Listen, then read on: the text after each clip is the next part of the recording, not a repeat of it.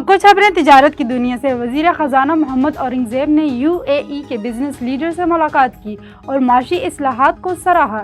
वज़ारत ख़ज़ाना के आलमी के मुताबिक मोहम्मद औरंगज़ेब ने UAE के वफ़द को माशी इस्लाहात और सरमायाकारी के मौके पर ब्रीफिंग दी। अपनी गुफ्तगू में इनका कहना था कि माशियत में प्राइमरी सरप्लस, चेंज रेट और ज़र मुबादला ज़खायर मुस्तहकम हैं। उन्होंने कहा कि आलमी रेटिंग एजेंसियों ने पाकिस्तान की माशियत पर एतमाद बहाल किया। 70,000 से ज़ायद नए सरमायाकार स्टॉक मार्केट में दाखिल हुए। रिकॉर्डेड समेत कान कनी के शोबे में बड़े मौके मौजूद हैं। फेडरल बोर्ड ऑफ रेवेन्यू ने ऑनलाइन कारोबार के नए कायदो ज़ब्त जारी कर दिया और डिजिटल माशियत को टैक्स दायरे में लाने के लिए इनकम टैक्स रूल में तरमीम का मसूदा भी जारी कर दिया।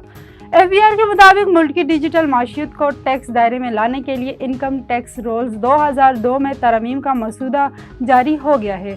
FBR के SRO में कहा गया है कि ऑनलाइन कारोबार करने वाले हर इदारे को माहाना मालियाती रिपोर्ट जमा करवानी होगी। ऑनलाइन कारोबार वाले इदारे फॉर्म A1 और फॉर्म A2 पर माहाना मालियाती तफसीलात जमा करेंगे। पेट्रोलियम मसनूआत की कीमतों में 1 सितंबर से मामूली कमी का इम्कान है। ज़राए के मुताबिक आइंदा 15 रोज़ के लिए पेट्रोल की कीमत में 61 पैसे फ़ी लीटर, जबकि हाई स्पीड डीजल की कीमत में 3 रुपये 13 पैसे फ़ी लीटर कमी हो सकती है। मट्टी के तेल की कीमत में 1 रुपये 57 पैसे फ़ी लीटर और लाइट डीजल ऑयल की कीमत में 2 रुपये 61 पैसे फ़ी लीटर की कमी का इम्कान है।